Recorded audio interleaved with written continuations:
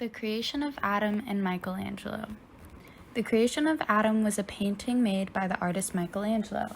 He was an Italian Renaissance sculptor, painter, architect, and poet of which exerted and influenced the development of Western art. He was considered to be the greatest living artist of his time and is now known as one of the greatest artists of all time.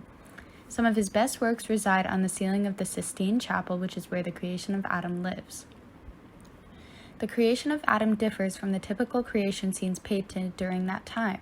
The scene depicts two figures, God on the right and Adam on the left.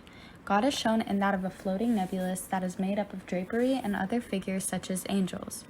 God himself is depicted as an elderly yet muscular man with gray hair and a long gray beard, which is a far cry from the imperial images of God that had been created in the West. Instead of wearing garments and being depicted as an all-powerful ruler, he wears only a light tunic which leaves much of his arms and legs exposed. One of the most highly raised questions about this scene is just who exactly are the figures residing next to God.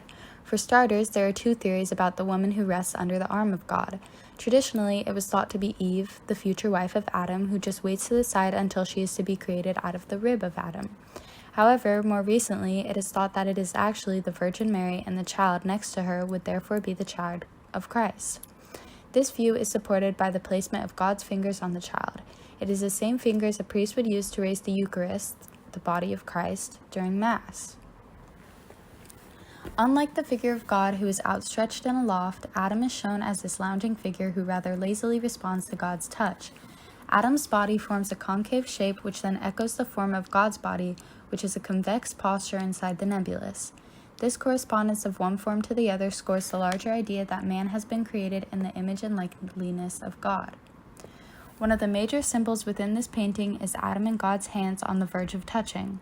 Both God and Adam's fingers are not in contact, which signifies the gap that exists between them, and that they are not on the same level, for if they were, they'd shake hands. This touch will not only give life to Adam, but will give life to all mankind. Therefore, it is the birth of the human race.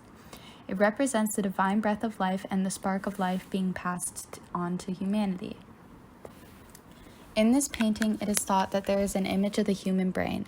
Michelangelo was known for believing in the creative power of his mind, attributing his success to power and developing it over the course of his life. He famously stated that divine guidance came through intellect, as it was the gift of God.